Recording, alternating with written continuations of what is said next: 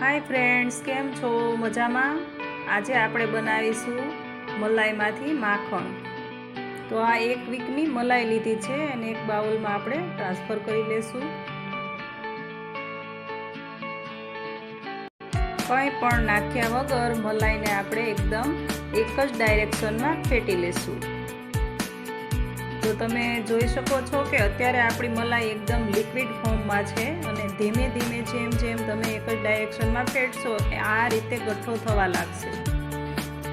मित्रों, विडियोने स्कीप न करता विडियो पूरो जोजो। छेल्ले हूँ एवी टिप्स बतावीश के तमने थशे के पहेला खबर होत तो अमे पण आ ज रीते बनावे।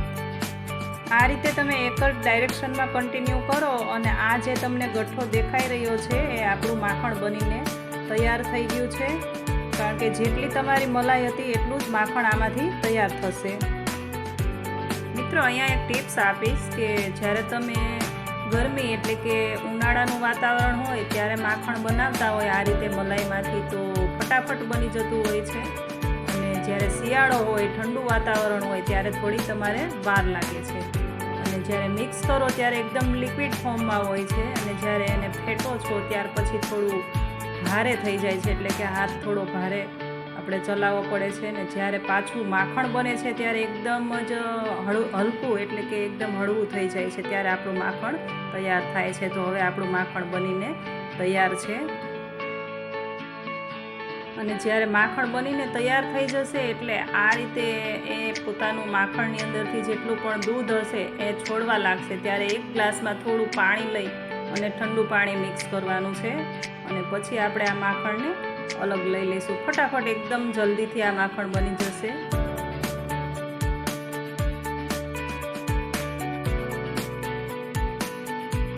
आपणुं माखण तैयार छे ने आ माखण बनाववामां मारे आशरे 5 થી 6 मिनिट लागी छे।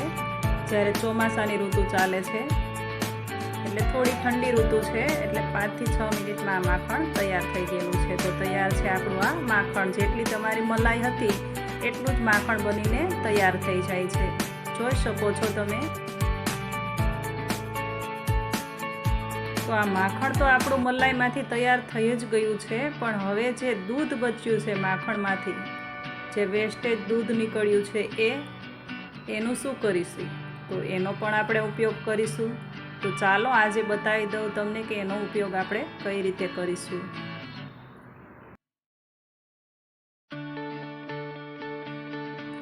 માખણ તૈયાર છે ને માખણની અંદરથી જે દૂધ નીકળેલું છે એટલે જે દૂધ વેસ્ટેજ બચી ગયેલું છે એને ફેંકતા નહીં, ફેંકવાનું નથી, એનો આપણે ઉપયોગ કરીશું।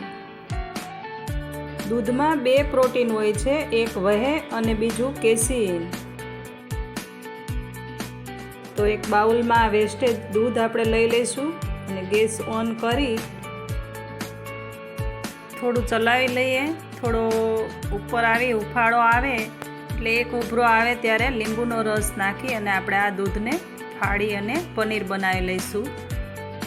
દૂધમાં આ રીતે ઉભરો આવે એટલે ગેસની ફ્લેમ ઓફ કરી દઈશું અને ધીમે ધીમે લીંબુનો રસ એડ કરી અને ચલાવતા રહીશું। તમે જોઈ શકો છો કે આપણું પનીર એકદમ તૈયાર થઈ જશે। જરૂર પડે તો લીંબુનો રસ વધારે પણ ઉમેરી શકાય છે। તો તૈયાર થઈ ગયું છે આપણું પનીર।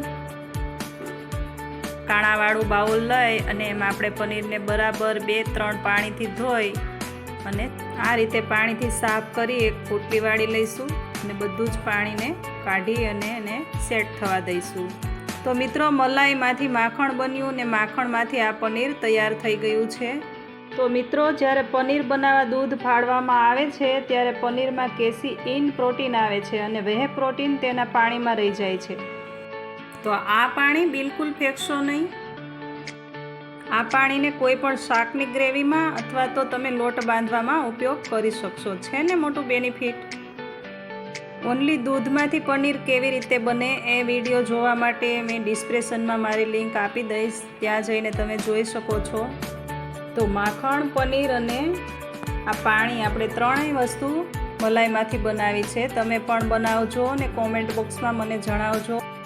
મારા વિડીયોને લાઈક કરજો, શેર કરજો અને મારી આ ચેનલને સબસ્ક્રાઈબ કરજો। Thank you for watching.